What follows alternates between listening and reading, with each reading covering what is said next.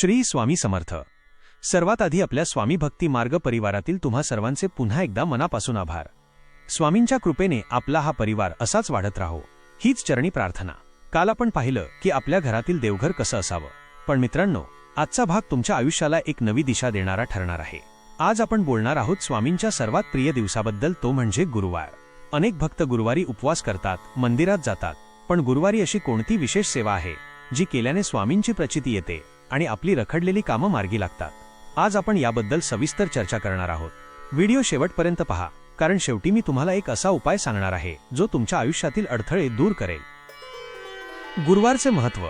गुरुवार हा गुरुतत्वाचा दिवस आहे.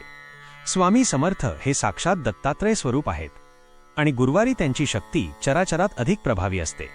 जसं आपण रेडिओचं ट्यूनिंग करतो तेव्हा आवाज स्पष्ट येतो, तसंच गुरुवारी केलेली सेवा थेट स्वामींच्या हृदयाला जाऊन भिडते. स्वामींच्या चरित्रात अनेक ठिकाणी उल्लेख आहे की गुरुवारी जेव्हा भक्त अक्कलकोटमध्ये दर्शनाला येत तेव्हा स्वामींचा चेहरा अधिक तेजस्वी दिसायचा. गुरुवारी निसर्गातही एक वेगळीच सात्विकता असते, त्यामुळे या दिवशी तुम्ही केलेली छोटीशी प्रार्थना सुद्धा 1000 पटीने फळ देते. पण ही सेवा कशी असावी? केवळ हार फुलं अर्पण करणं म्हणजे गुरुवारची सेवा नाही. गुरुवारी करायची 5 विशेष कामे. ब्रह्ममुहूर्तावर जागरण आणि स्नान. गुरुवारी शक्य असल्यास सूर्योदयापूर्वी उठावे. स्नानाच्या पाण्यात थोडे गंगाजल किंवा चिमूटभर हळद टाकावी. यामुळे तुमची आंतरिक शुद्धी होते.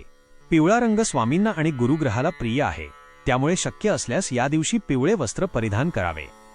2. देवघर आणि उंबरठ्याची पूजा. काल आपण देवघराबद्दल पाहिलं, पण गुरुवारी देवघराची विशेष सजावट करावी.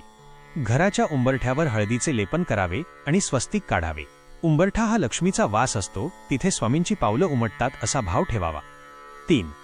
स्वामींची विशेष पूजा. तुमच्याकडे स्वामींची मूर्ती असेल तर गुरुवारी सकाळी पुरुष सूक्त किंवा श्री स्वामी समर्थ मंत्राचा जप करत दूध आणि पाण्याने अभिषेक करावा. त्यानंतर चंदनाचा टिळा लावून पिवळी फुले अर्पण करावीत. 4. नैवेद्याचं महत्त्व. स्वामींना पुरणपोळी किंवा पिठलं भाकरी अत्यंत प्रिय आहे, पण जर हे शक्य नसेल तर साधी साखर किंवा खडीसाखरेचा नैवेद्य तरी दाखवावा.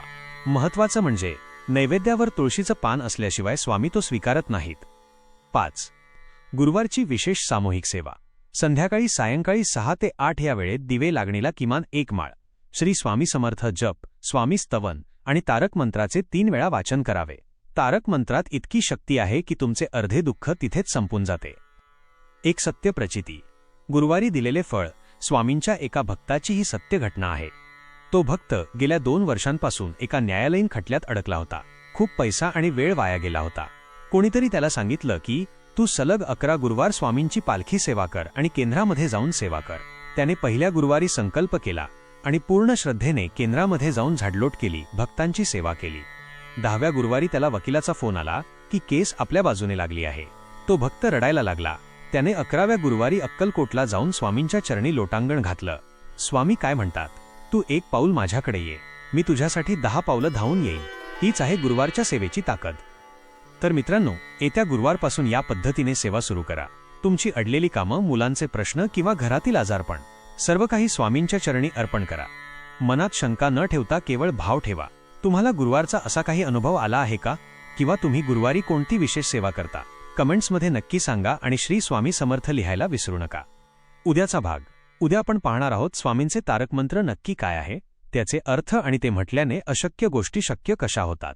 उद्याचा भाग चुकवू नका, कारण तारक मंत्राशिवाय स्वामींची भक्ती अपूर्ण आहे. श्री स्वामी समर्थ.